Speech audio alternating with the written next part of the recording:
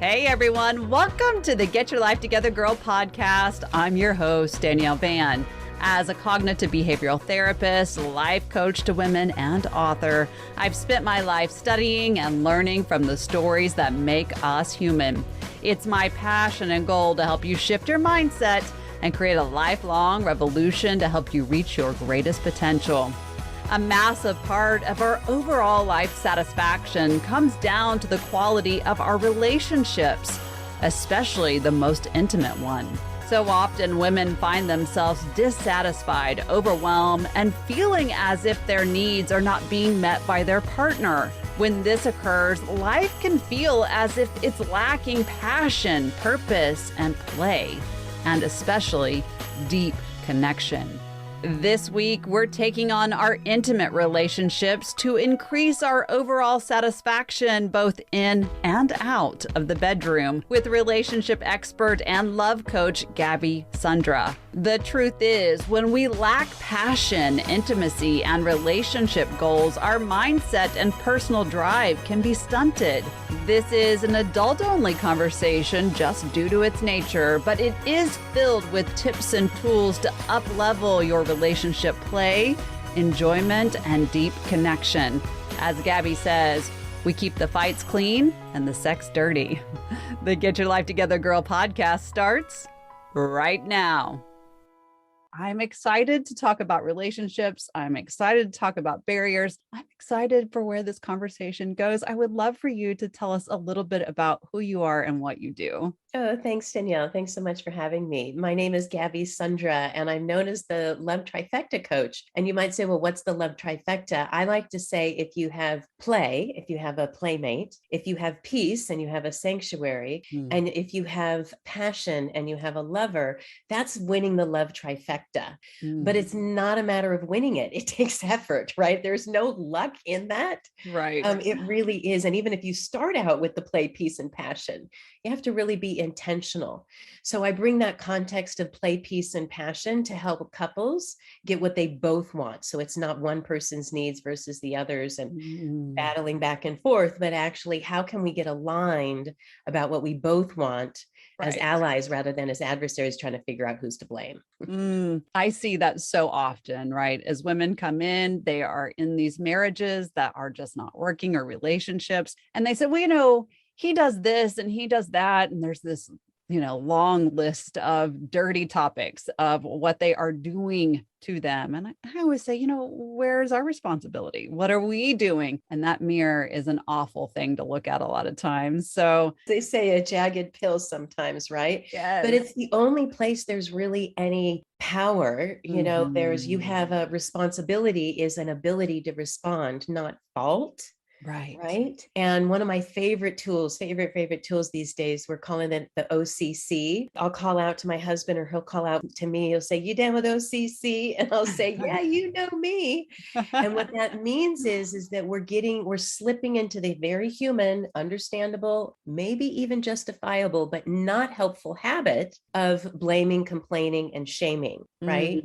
It's just, nobody has to take, complaining 101. Right. But it just doesn't make a difference. It really hurts more than it helps. So we've just wanted to practice taking ownership, not like it's our fault, but we hold it if there's conflict and it's been like, whoopsie daisy, how did we get here? Right. And if we both keep modeling that, now sometimes he's better at than I am, and sometimes I'm better at than he is, and we forgive each other when we're not perfect. Because we're not trying to be perfect, because it's not about loving perfectly. You just want to love better and better and better. And taking ownership is one of the key critical foundation pieces. Plus, it builds trust. Right.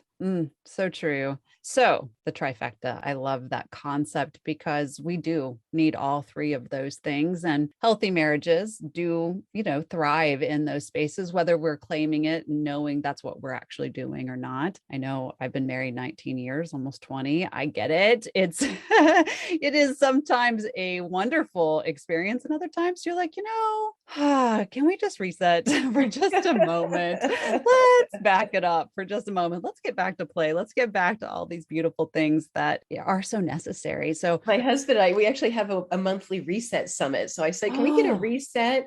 Right. So we have an agenda that we go through once a month, literally to reset, to check have we stepped over anything? Is there any residue left over from a conflict? So that there's we have daily, weekly, monthly habits, and it didn't start that way. It's and it doesn't have to be so much work if you're like, oh my God, daily, weekly habits. Yeah, no. It's those little things, that are going to make or break a marriage or a relationship. Right. I will often say, did I show up for you today? Oh, that's a great one.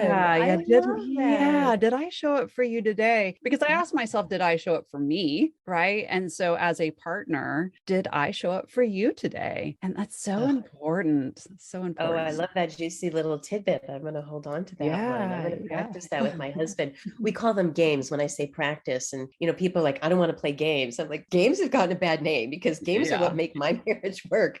It's just, they've perverted what games are of like, don't play relationship games with me. But that's a game that you play. That's part of your couple culture that you've been developing in your marriage. Another one, sometimes my husband will come to me and say, what do you want to be acknowledged for today? Ooh, I love that too. And it has me look and see, well, today I stopped what I was doing and I made sure that you had lunch, even though I was busy too. I knew you were busier than I was. I'd like to be acknowledged for that. And then he'll like gear all up and he's like, thank you. Because it's nice to appreciate and thank, because we all feel so underappreciated. Yes. But to actually ask, and you might, so often someone, it's very common for the woman to be kind of leading the emotional connection and relationship. And we can get fatigued or feel like martyr syndrome, like I'm the only one who does it. Yeah. But we all have different strengths. And really, if you keep doing it, you will impact your culture and you will generate a dynamic. Not always, I'm talking about healthy relationships here. I'm not talking about, destructive or even violent relationships. We're not saying stay at all costs by any means. Right. But really to be responsible for what you're generating, because you're the only person that can change over here. Right. Exactly. So for everyone that's listening that says, okay, well, we know we have two healthy relationships going on, but I need some help with mine. How do we get into the trifecta? How do we live and own, because those are two different things, these trifecta pieces where we can strengthen our relationship and really take deep ownership of them? Because that's what it takes. It does. It does. I often say the key is to release the default and embrace design. It's disastrous by default, because left to my own default, I'm cranky, I'm demanding, I'm impatient. Like I'm all of those things. Right. I do not have to practice that. My husband screws up really big. I'm so calm and patient. But if he leaves me standing next to the car cold and he doesn't have the keys to unlock the car and I'm standing there 5 seconds, I lose it. Right. So that's the default. The default is, when we got married, we went on our honeymoon. A decade later, we realized we hadn't been on a trip together, just the two of us. A decade. Right. And so we're like, wow, that's part of it. We go to birthdays and weddings and, we go to events, but we hadn't done anything alone. And so that was the default. And so we realized that by design, we were going to play a game, not pressure ourselves, but stretch, don't stress, I like to say.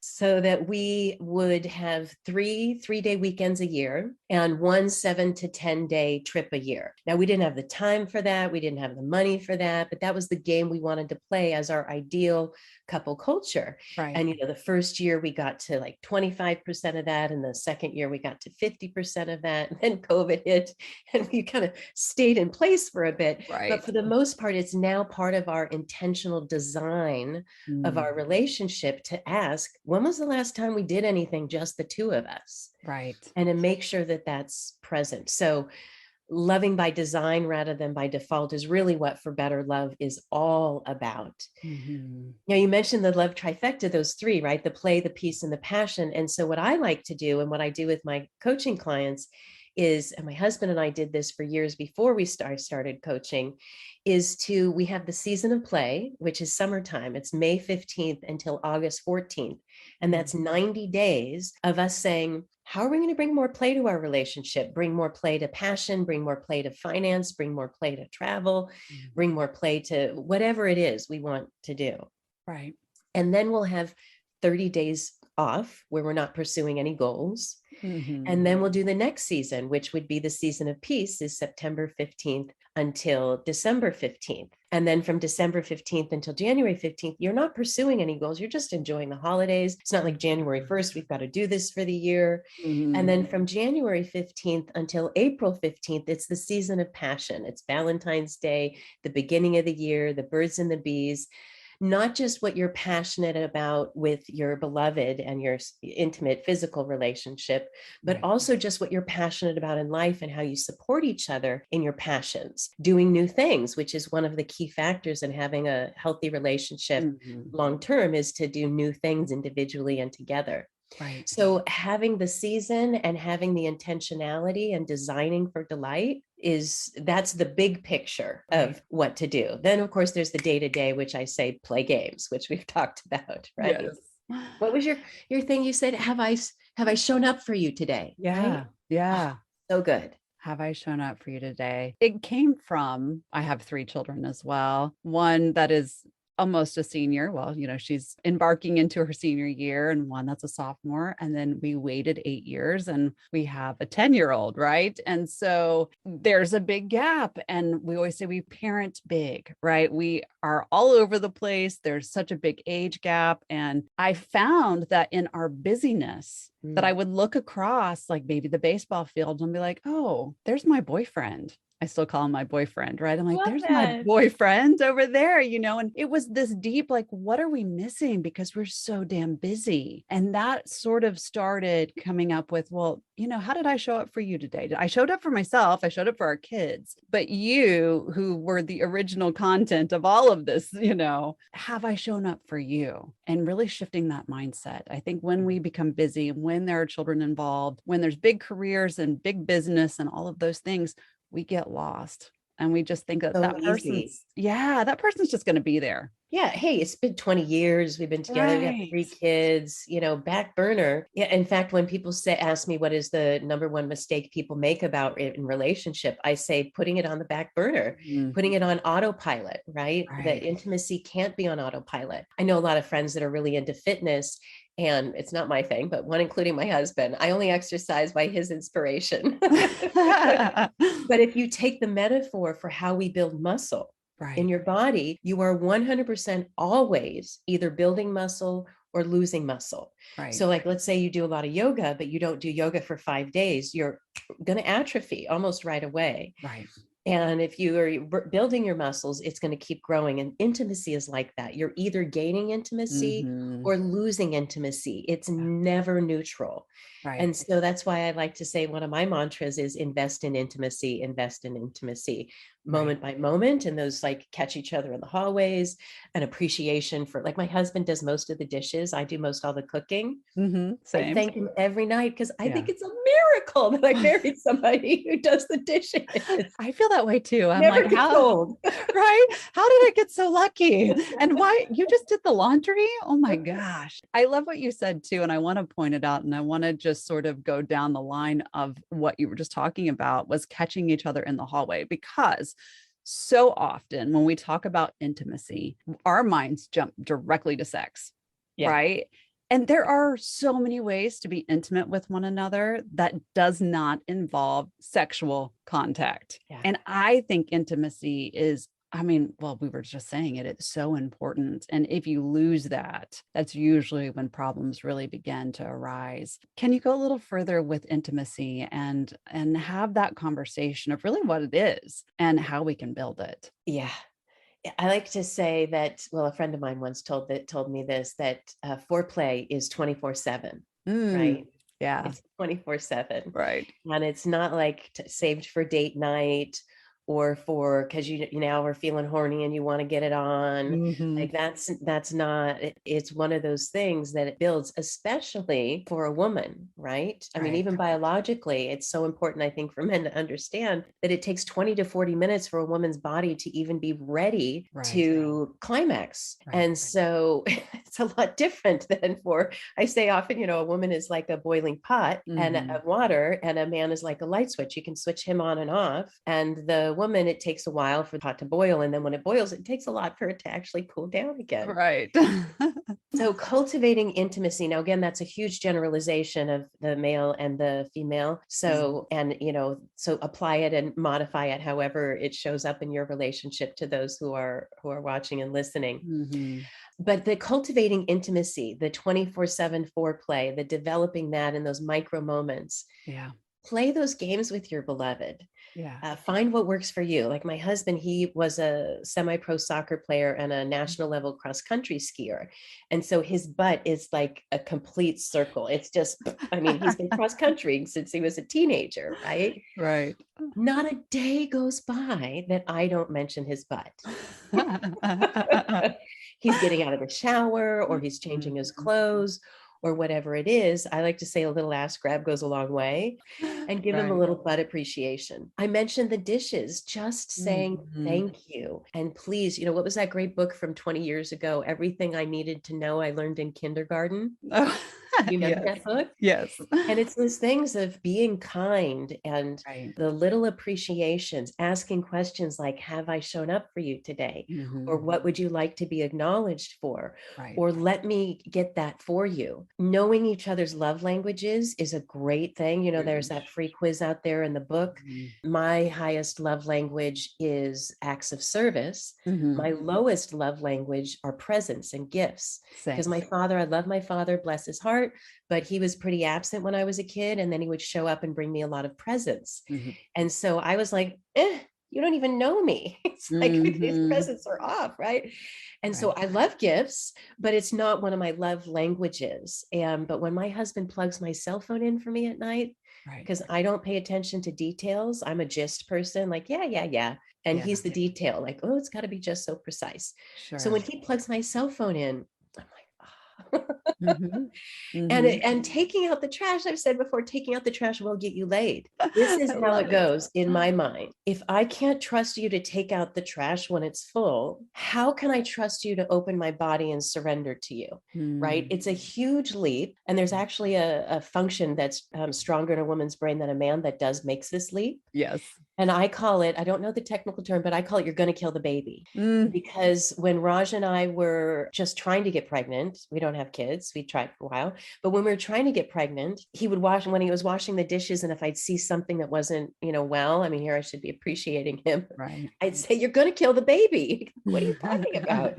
Like, if you don't learn to wash the dishes now, then when we have a baby and you don't wash the bottle properly, the baby's going to get botulism from the bottle and you're going to kill the baby. Right. Yeah. But it applies to sex and intimacy too, these leaps that we make. So when you honor your word, when you give it, right, that's a form of intimacy, not like, yeah, and saying yes, but let me check my calendar, or let me write that down, or looking and saying, copy, I got you, and really honoring that. And then doing what you say you're going to do, even if not asked, that just builds a ton of trust. So those mastering the mini seductions is what I call it, whether you're passing in the hallway, or whether you're giving an appreciation, or whether you're honoring your word and building trust. Those are all ways to build intimacy. And I'm going to squeeze in one last one, cuddling, and finding ways that cuddling can happen at night, in the morning, in bed, out of bed. It can be a hand on someone's hand, reach out and touch someone. For my husband, he loves it when I just lightly scratch the back of his neck. Yes. And so if we're watching TV and I just reach over and touch his neck, it's like, just all those little parts of intimacy add up to then crossing that threshold. That's a different conversation, is seduction, right? Building intimacy. I like to say there's the before, as it starts, during, and after, and you bring a different set of tools and conversations to each one of those. Definitely. And there's something else to be said about that too. So when women come into me and we're sort of at the breaking point, A lot of times I will ask the question, what was present in the beginning that made you really excited, really made you want to be with this person, that as the time went on, that you removed. And that's a big part of it, right? Is the intimacy part, or showing up, or the gratitude, or those pieces. It really can be very damaging to your relationship if you're not in the conscious awareness of doing those things day to day. Yeah. And then for the moms out there, and a lot of women will shy away from this, but I think it's really healthy to show, is that a lot of times women will say, "Oh, don't touch me in front of the kids," right? Don't, I see it a lot, "Oh, don't hold my hand," or "Don't give me the kiss," or "Don't come behind me in the kitchen and give me that slap or caress," or whatever. Your children need to see that there is a loving connection between their parents or your partner, or whoever is in the house that you're having an intimate relationship with. Any thoughts on that? I'm so glad you said that. Yeah. We absolutely do show children by model and example. So Right. do you want your child to grow up with their beloved not touching them? Right. When we all know the famous, study of the babies that weren't touched, and that they all got ill or died, even that Right. so I actually just watched a clip today of, it's called, I think they call it the silent face. Yes. And so you know this one, right? Where the Yes. mother is talking to her 1-year-old, Yes. and then she has her face go straight, and how distressed the baby gets, right? And Right. so touch is even that much more. We know a lot about skin to skin healing when a Right. baby is first born, and how important it is for the baby to be on the mother's chest, on the father's chest, and healing from that skin to skin contact. So if we know all of this about how healing touch is, how connecting touch is, don't model that for your kids. We want them to have the healthiest relationship possible. Yeah. And I often will say, if you provide comfort to your child when they're upset, or they're even having a good day, or you're celebrating them or whatever, how do you do that? Well, I hug them, or I caress them, or, I may kiss their cheek or whatever. Well, you have to celebrate and do the same for your spouse. Yes. There's no And difference. even the sexy parts, because Yeah. I mean, being appropriate, of course, but do you want, like, for example, you've been together almost 20 years. I would hope, if I'd been together 20 years and had kids, that my teenagers would be rolling their eyes at me and telling us to get a room, All the right? time. Because what we're telling them is that you don't have to inherit this cliche of, it starts out all hot, and then the ashes, then it turns to ashes, it goes to coals, and then turns to ash, and then blows away into nothingness. Yes. Because we know that intimacy, now it's not a should or a how often or what kind, but just simply that there is that physical intimacy and playfulness that continues for years and years and years. I have a mentor that actually teaches a sex and intimacy course for people in their 60s and 70s. Right. Because she wants that message out there of, it's not over. Right. Well, we've had the studies and the science behind how feral, we'll use the word, a nursing home really is, right? Yes. That those relationships are just out of control, my friends. So, that comes as a surprise to a lot of people, but yeah. especially when there's also dementia and you remove the social contract, right? And there is no past and there is no future. They're just in the present. And what the present is saying, yeah. Sex and intimacy, it is a natural part of our humanity. And we suppress that. And then we have issues in our relationships. It's why I like to say, keep the fights clean and the sex dirty. Someone said that the day my husband and I got married. We said, what's your secret? And they said, just remember, keep the fights clean and the sex dirty. Because we can be so nasty when it comes to arguments.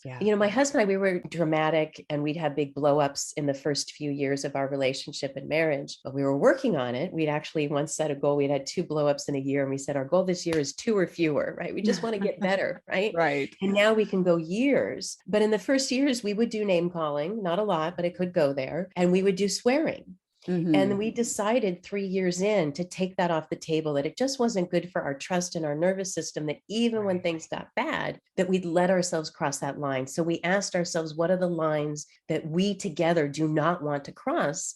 And then let's make a commitment and keep it present and alive and practice it and forgive when we screw up, but to keep coming back to that aim and that aim and that aim, to take those things off the table and to keep putting healthier habits on the table. That is a huge thing, and something that so many people do not understand is so necessary for a thriving relationship. We set personal goals, right? And we keep ourselves accountable, at least we try. And if you're working with me, that is what we're doing, right? If you're listening to this podcast, that's why you're doing it. You're in the accountability game. Yes, but we don't necessarily do it in our relationships. However, if you talk to people just like yourself about what a long-term relationship really looks like when it's thriving, not surviving, it's that we created goals. Yes. Yeah. Absolutely. I'm so glad you said that.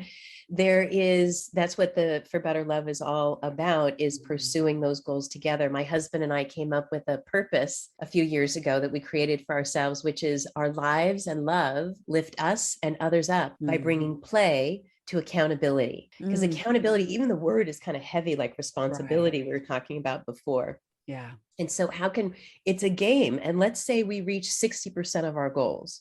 Oh, that's an F. No, it isn't. You got 60% of what you said you wanted. You're that much better.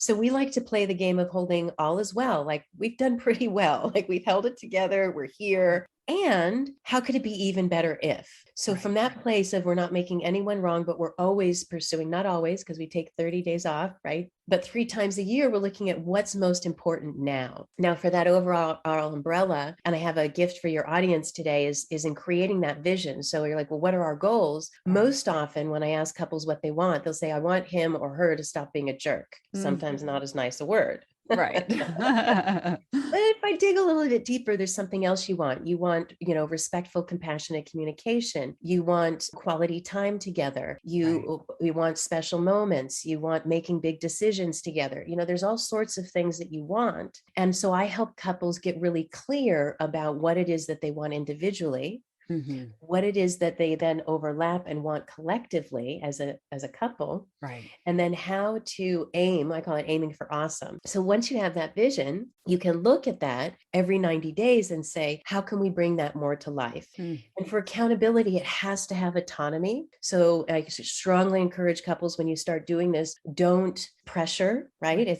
I'm on the pleasure path, and you make accountability fun by having autonomy be present. And so you might say, this is our vision, but I am committing to taking these actions in the next 90 days. What are you interested in committing to? Rather than, I think you should do this and you should do that. And that part never works. So my gift for you is the playbook, the marriage map playbook for creating your own marriage map, and even breaking it down into your specific goals that you want to achieve between the two of you for 90 days. I love that. 2 things came up. And the first one was what I see so often of, and women saying, if they would do this, I would be happy. If they would change, I would be happier. Right. And it's putting all of these happiness pieces or fulfillment pieces on the lap of someone else. That's a huge one. And the other piece that came up was the fact that we're talking about the individuality and really owning yourself. I will tell you, that's been the secret to my marriage, is that we both have our own goals. We meet in the middle. We have our couple goals. We know where we're headed. We always every year kind of look at, okay, what do we want this year? Oh, that's not working. Let's shift. And it's not necessarily a set meeting time, but it's always a constant communication. I think that's really the long-term success. Can a marriage thrive? I know the answer. I know what you're going to say, but I would love to hear your thought on it. When blame and accountability is the factor that's holding the intimacy and play, kind of hostage. Yeah. That list that people have. I was once in a personal development course, and this woman was going through the list of all the things that if her ex did, she would forgive him. Right. And the coaching was fantastic, and realizing it's like, okay, the forgiveness is going to come over here. It's not actually going to come from something over there. Now that's an ex. If you're doing that in your current relationship, then every time you're putting something on the list, you're pushing them further away from you. And the research about marriage shows it's actually not the big things that happen that cause divorce. and breakups.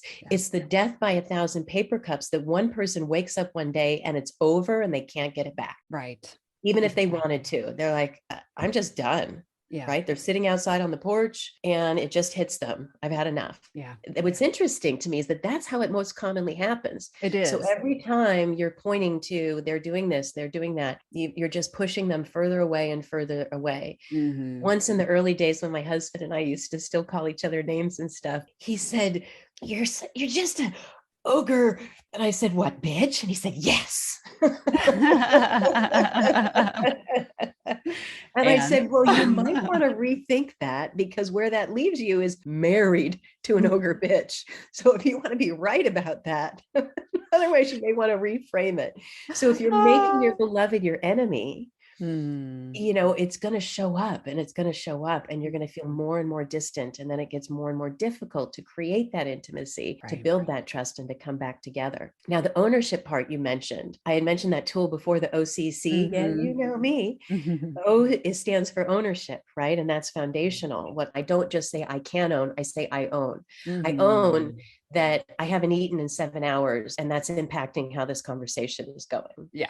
I own I only slept 6 hours last night and I really needed my 8. And that's part of what's happening right now. I own that this is familiar to my childhood and I'm really sensitive about this topic. Yes. I own that I could have misunderstood what your intention was. Right. So, and all of that just builds trust and builds trust. The second C's, the C, first C and second C, the first C is for compassion. So you say to your beloved, I have compassion that this issue is really important to you and matters a lot. I have compassion that this isn't easy for you to even raise an issue and talk about this, whatever there is, but there's always something you can express compassion for. And then finally, the last C is creativity and spark creativity. You know, I don't know what to do, but we could try this, this, or this. What do you think we should do? And you're just kind of sparking, coming back together. And so my husband and I play a game that within any conflict, big or small, his fault or my fault, that we each commit that we're going to be the first person to do an OCC within 5 minutes. Right. And so it just becomes the habit. You know, your relationship happiness is going to be determined by your habits, that couple culture. Do we put up with the knit, knit, knit, knit that turns into the bigger and the bigger? Or when we see something a little off, like a little tone, not do we rub their face in it, but do we go, oh, is something building between us? Do we need to reconnect? Do you catch it at the low level? Or are you waiting until it's really extreme to do something about it? Yeah, that's so important. It's something that I see a lot of where we are not talking about what's going on, or we wait until the explosion happens. And then we're trying to say our piece and we're really trying to make somebody understand. And we need to understand that when we're in that kind of conflict and we have moved right into fight or flight, our brain absolutely has no wherewithal to take in and digest anything that you are saying. Right. Critical thinking's gone. It's gone. You know, it's like, it's all amygdala. It's all the fight, flight, or fawn, right? Right. And we've shut it all down, right? Our rational skills have left the building, my friends. And so, you know, a lot of times too, we have to know our partners. You know, if our partner is not conducive to having a conversation 5 minutes after a conflict, 5 minutes after a conflict is not a good time to do it. Wait until the next morning. Timing is everything. Yeah, right. If you need to wait until the next morning, go to your pen and paper, write it all down so that you don't forget, or that you can get it out so that you can go to bed and then have the conversation. A lot of, you know, therapists don't want you to do that. I'm telling you, not everyone is the same. So you have to really gauge the personal connection that you have for that person. And consent is key, right? Yes. And so often there's what they call usually the hurricane and the turtle, or the anxious and the avoidant. And so one person is like, if you cared, you wouldn't go to sleep and you'd stay up and resolve this. That's me. Yeah. I've had to learn, because my husband is more of the avoidant and of the turtle. So when conflict happens, he's more, the words he would say is, I feel like my head's going to explode. He can't think, he can't, he's like, I want to be in this, I just can't. Right. And I would have that would trigger my abandonment issues. Sure. So he'd feel engulfed and I'd feel abandoned. So we came up with this tool for those moments called the so-so moment. So that when we can't think, we just say, this is a so-so moment. And what that means is this, we know this doesn't feel good, but it could so easily get so much worse if we keep at it. Right. And so let's call a timeout. And I could say, this is a so-so moment. Let's come back to it in 30 minutes or whatever it is. When I say it's a so-so moment, it means my abandonment issues are up. It's okay to take space. I just need a little assurance that we're going to get through this. Yeah. And when my husband says it, it means I really want to resolve this. I'm just in no skill, have no shape or form to do this right now. I need some time. Yeah. And it really honors each other's time and timing of when to have those conversations. I'm a night owl. And I'll like at 9 o'clock say, hey, what if my mom comes to visit for a month? Now he loves my mom, but he's an introvert and house guest is like, Yeah. And then sometimes, I'd get up in the morning and his office used to be connected to the bathroom. Mm-hmm. And if I get up and go to the bathroom, he'd be like, blah, blah, blah, blah, and start asking me things. I'm like, right. So we agreed no important conversations before 9 a.m. or after 9 p.m. Right. We did that for years. Right. Then we decided that's too broad and we catch each other. Like, oh, what about what are we going to do about that tax thing that we've got going on? You don't want to put that in people's space. So we have now a once a week meeting, our marriage meeting. And we talk about our calendar because that's where we usually have the most conflict. I want to do, go, go, go. And he's like, can't we just slow down? Yeah. Budget to make sure that we're on the same page. And if we've made any big purchases, the other should be aligned about or want to make a big purchase. And then third, our goals, those relationship goals, so that we have a weekly, even if we just read them out loud to each other, not stop and talk about all of them, just presencing them, that habit of not just talking about things any old time where the functional then robs you of the flirty, but actually having those times. And it doesn't have to be at the same time of day. And maybe your schedules are tough, but find the time that works for you, that you're not just slipping the functional in left, right, and center. Yes. And for the moms out there, let's not try to do it while you're cooking dinner and the kids are running around and the kids are involved in the conversation and that's been one of the biggest pet peeves for my husband. And, I, because of what I do, can hear a million different conversations and digest what's happening and take the energy and go, okay, this is your need. That's your need. What do you need? Right. However, for Mom him, master skills, right? The ninja mindset, right? Yeah. For him, he wants full attention and understanding. And in the beginning, it used to drive me crazy because I'm like, I can't give you all of my attention. And then I realized we're just having the conversation at the wrong time. Right. Oh, that's so good. I love, Danielle, how aware you are of the differences between you and your beloved. Yeah. And the honoring of those. My husband's more, as I mentioned, he's an introvert. Right. I'm an extrovert. I've really learned how to not just give him what he needs, but to actually honor that part of him that's different. And I recently wrote a blog about how to have your differences be delightful, so that you can turn the oil, what seems like oil and water, and actually find ways that there's synergy there, that the combo is better. And if you each get a bit of what your personality type wants, that it actually could be even better than if either one of you, quote unquote, got your way. Yes, that's such a big thing, is the getting your way. I want to talk about that. One of the things for me, when I got married, I was 23 years old. I mean, I was a baby. But for me, it was, I am going to fully commit to understanding your needs, but I will not, and I mean, will not let go of my needs. Yeah. And I think that's been a really big thing. And so many women let go of that. Yeah. But there has to be some understanding of what you're working with. My husband and I have a wedding vow we have 12 wedding vows. We focus on one a month, which I highly recommend. And if you're already married, you can create new vows or take new others. Yeah. But we do the vow of the month. But one of them is, I promise to care about your experience and happiness, even when it conflicts with my own. But we're clear that we care. But it's not that we kowtow. We don't walk on eggshells and we don't, ignore our own needs, but we care. So, that's where the BIBTO, the both is better than one, the synergy, not compromise. And as a habit, as part of our couple culture, that's what we're looking for. Even if it seems impossible, like where Big Toe came from is, once I wanted to go, we met new people and I thought we were going to be good friends. And this was 5 years ago. We are good friends. And it was one of their 50th birthday parties. And it was a 2 hours, like an hour and a half, 2 hours away. I wanted to go to the party and it was meant to be an overnight and people were coming from far and to spend the night. My husband didn't want to go at all. And so we were argued for about 3 months, every couple of weeks as the party got closer and closer. And then a few days before we said, wait, I said to him, you're not bringing Bibto to this. And he said, oh, you're right. And so we looked at what would, if we both had some of it, not as a compromise, but as synergy, what would that be? And so we went to the party, stayed only 2 hours, did not spend the night, and drove back. And so I got to go to the party and see all the people and connect. Right. He wanted a weekend home with just us and wanted some time with just me, which we also got to have the next day because we weren't there for the whole weekend at the party. Right. And we ended up having a great time at the party and a great time alone. Whereas if he had gone and suffered, that wouldn't have worked. And if I didn't go and suffered, that wouldn't have worked. So we found the actual synergy. There was something that came to mind when you said that. And I think this becomes a huge thing for so many people is the misunderstanding of the intention. Yes. And you said, he really wanted to spend time with me for the weekend. I wanted to go be a part of this.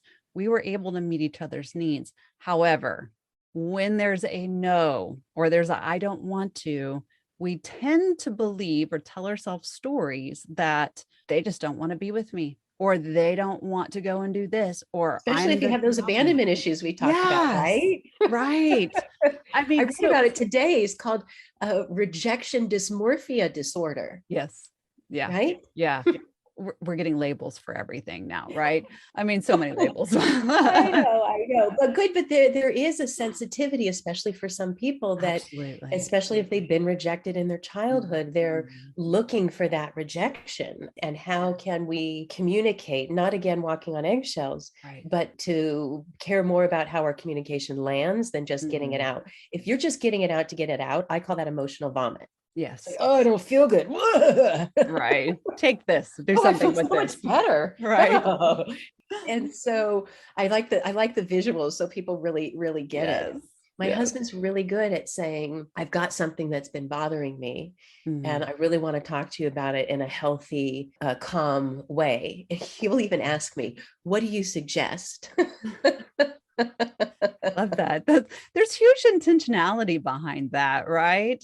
And I love that too, that he asked, what do you suggest? For me, and I've watched so many women walk through this too, spouse or partner will come and have conversations, and we just don't really have the processing for that moment. And my catchphrase around my home is, I don't have the bandwidth for that right now. Can we pick it back up later? And maybe I'll have a suggestion. And generally it files in my brain. And then I'm, making the suggestion probably 10 minutes later, right? I said I didn't have it, but I do. And there has to be intentionality when we are coming to the table with our concerns, our desires, our play, our passion.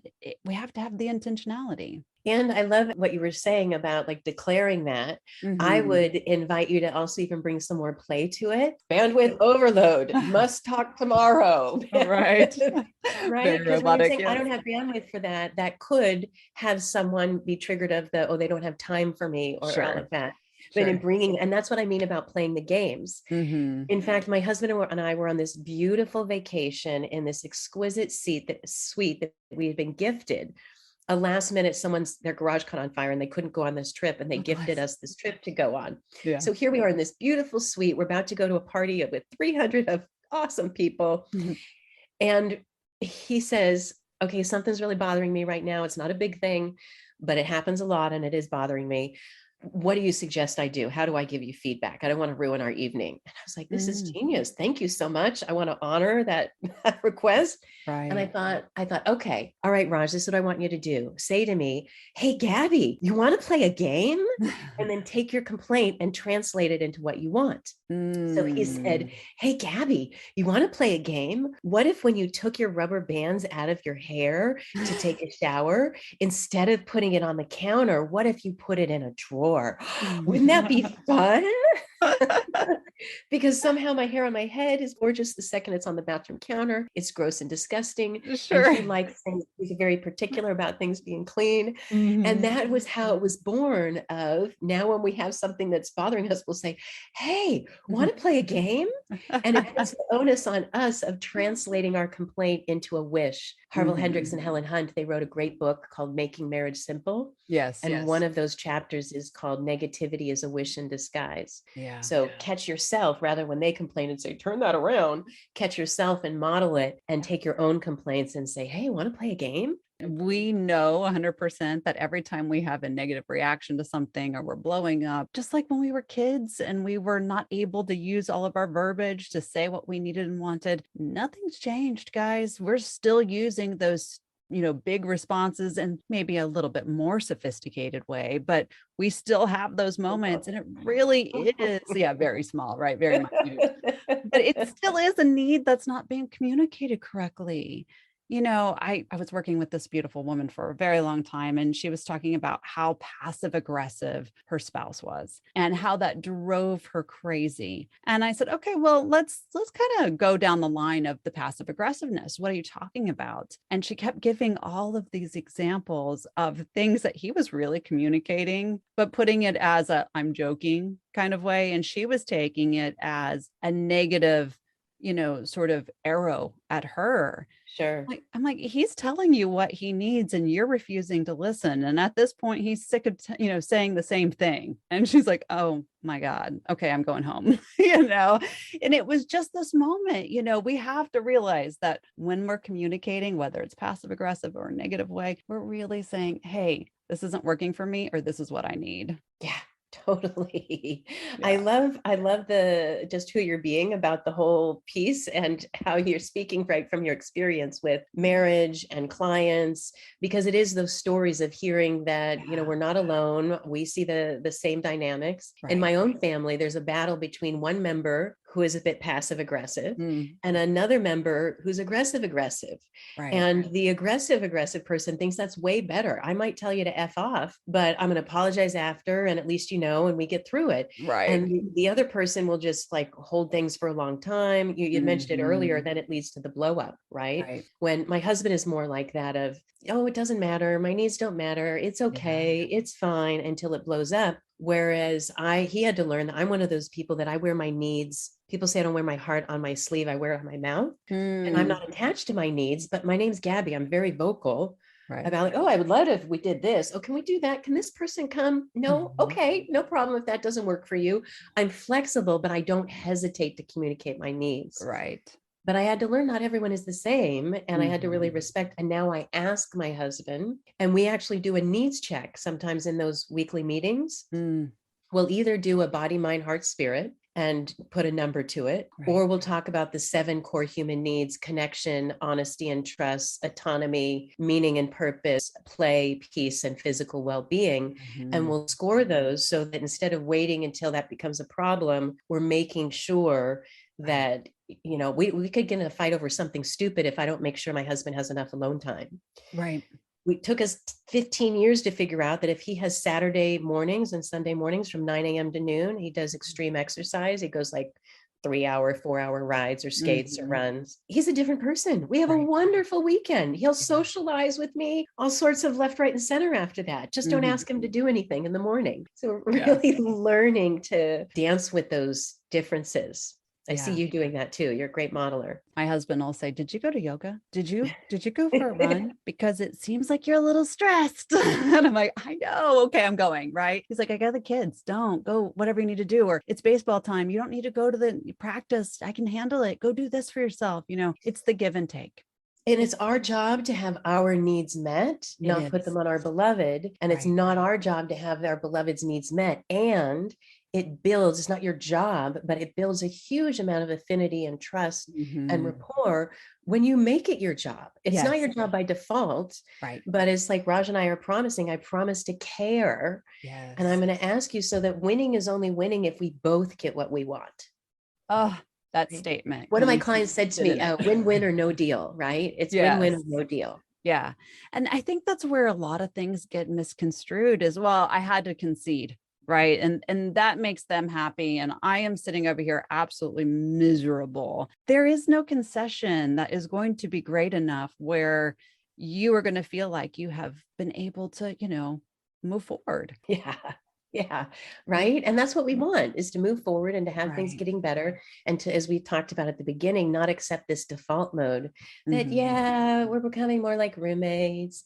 That's just kind of what happens, right? Right. Doesn't have to be. My husband and I have been together 16 years, and it's just been getting Mhm. better and better across the board of that love trifecta of the play, peace, and passion. And for the moms out there, I want to say this, and this is something that before we had children was a very big conversation about keeping the love alive and the romance and the relationship alive, regardless of how many minions were running around the house, because we didn't want to be like those that come into my office all the time that says, okay, well, my child just graduated and I'm standing in the kitchen looking at this person and I have no idea who they are. Right? Like, who is this person that I've been sleeping next to for 18 years and I have no clue? And the relationship dissolves.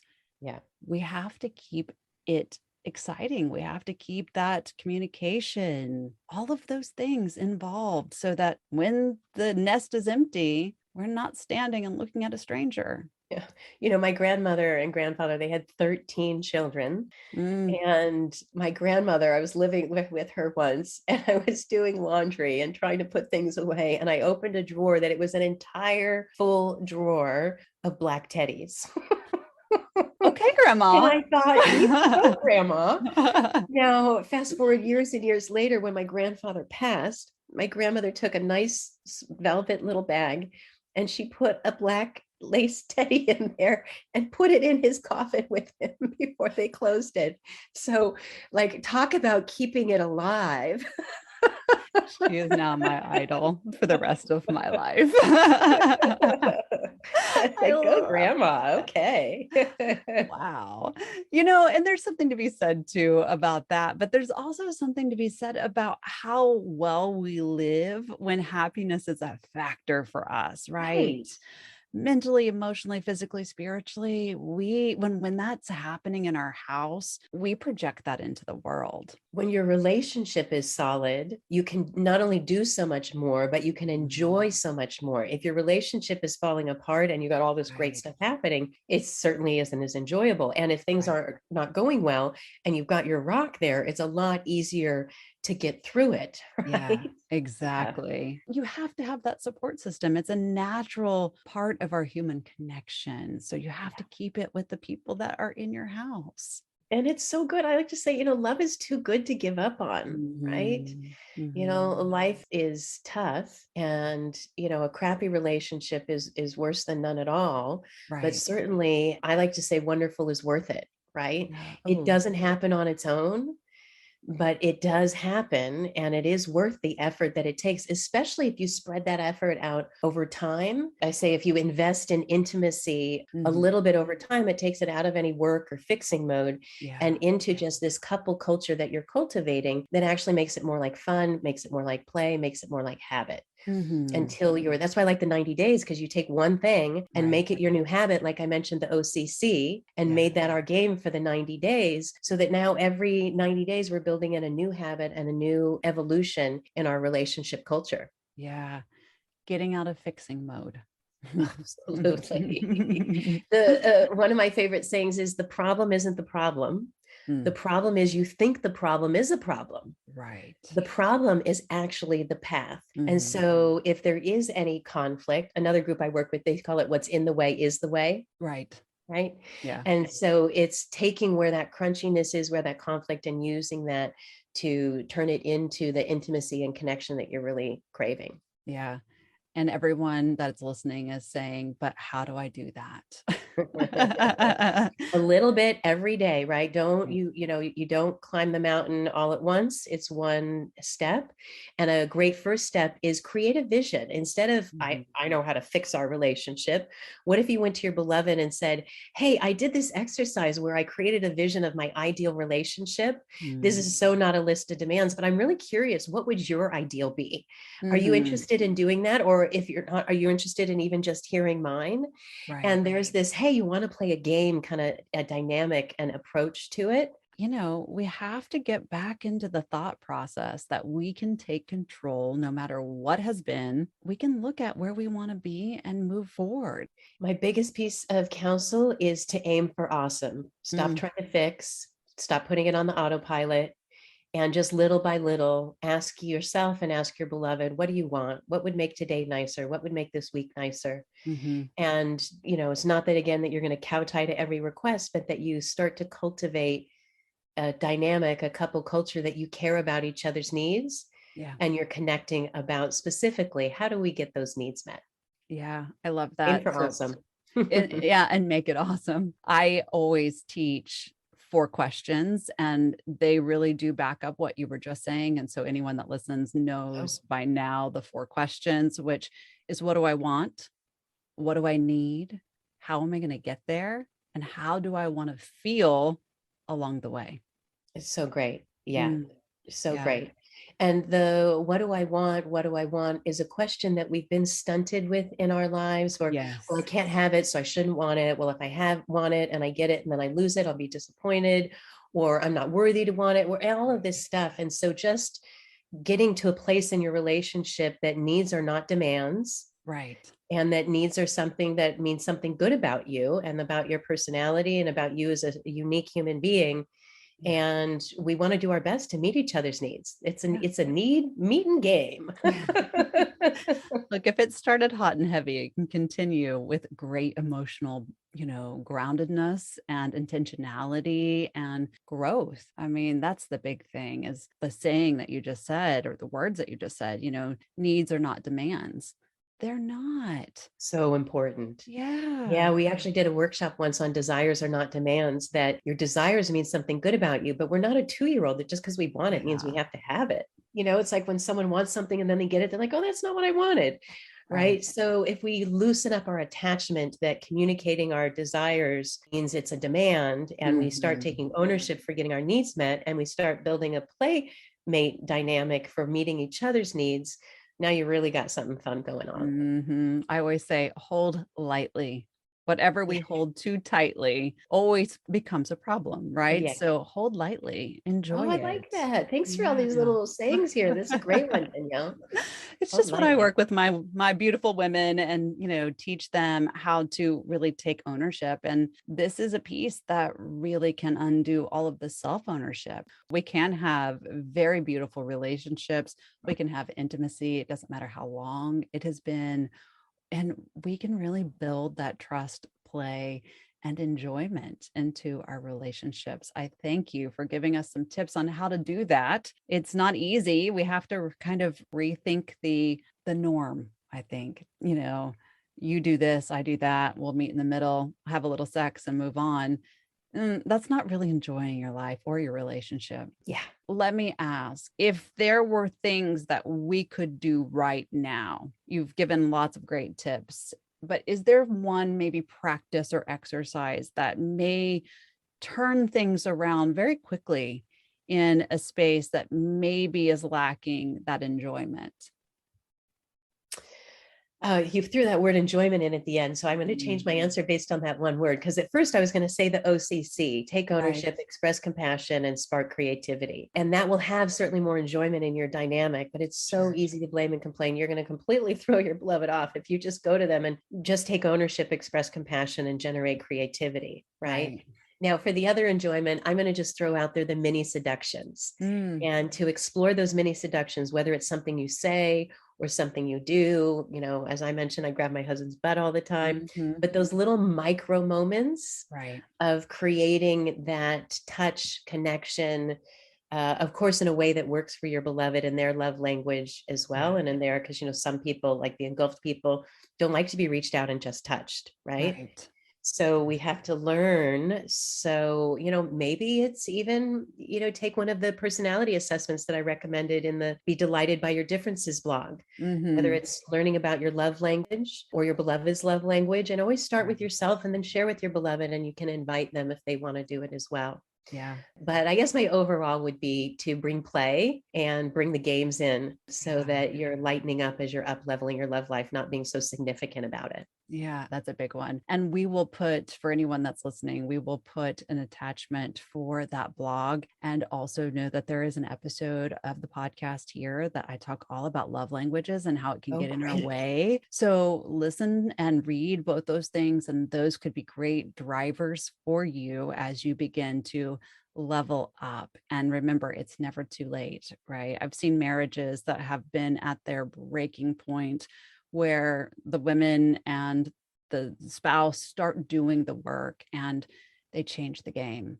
So you can change it. You really can. So I end the podcast the same way. So I'm going to ask you, what are your three things? Three things that you want the women that are listening to know, three things that you are excited that you have put into your own marriage, or your gratitudes, whatever it is, I'll leave it to you. What are your three things? Well, of course, I can't resist because it's the three things. I'm going to say that my favorite things are play and bringing that dynamic and being a playmate with my beloved, even when it comes to conflict, peace, and really cultivating the peace by honoring each other, talking about big issues only during particular times, all of those, but really cultivating the peace, and then not putting passion on the back burner.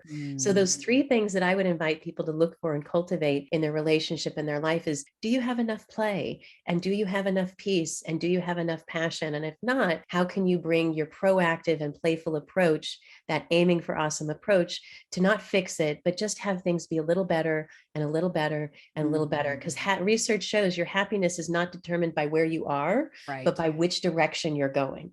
That's exactly right. By your mindset, by the thought process, how you're feeling about things. I always, in fact, if you are on Instagram right now, we are doing a 1% each day happiness challenge throughout the summer, right? Because 1% doesn't seem like a lot, but if you're really driving your mindset towards looking for the happiness factor in your life, you're looking for the play, the passion, really, engaging in the peace factor, 1% each day by the end of the year, you're 300% happier. That's going to make a huge, difference in your relationship. So, and what you water grows. So absolutely. If that's what you're looking at, is how can I be 1% happier, 1% more positive, 1% more optimistic?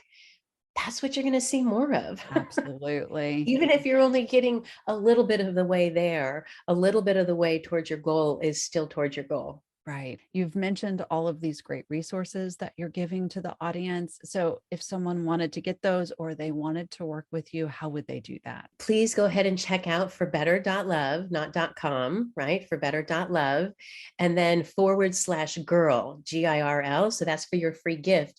If you're clear that you would like to talk about coaching, then it's forbetter.love /meet, and we'll just schedule a consult call and see how I can support you. And if there's any resonance there, I'll ask you a few questions beforehand, but I want to make sure that you get your free gift. So do go to forbetter.love Get it together, girls. Girl. Yeah, I gotta say girl with a little head shake, right? Right. I cannot thank you enough for your brilliance, for the tools that you have provided to us today and also forthcoming, and really just taking the time to help everyone create better relationships. Oh, thanks, Danielle, so much for having me. And for those listening, thank you for your time and your trust and your listening. It's an honor and delight to share with you today. Thank you, Gabby. I appreciate it. Relationships don't have to be so much work.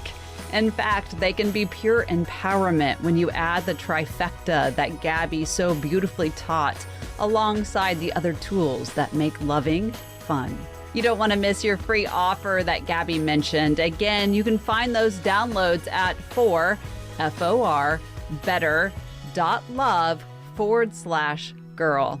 If you would like to work with Gabby and rekindle your relationship, you can find that information at forbetter.love/meet. I hope you enjoyed this episode of the Get Your Life Together Girl podcast. Be sure to tune in each Tuesday and Thursday when a new episode is released. If you're looking for daily inspiration, join me in the growing community at Get Your Life Together Girl on Instagram, Facebook, and TikTok, or visit getyourlifetogethergirl.com for additional videos, blogs, and upcoming events. Thank you for listening and being a valuable part of this community. Until next time, be kind to yourself and others.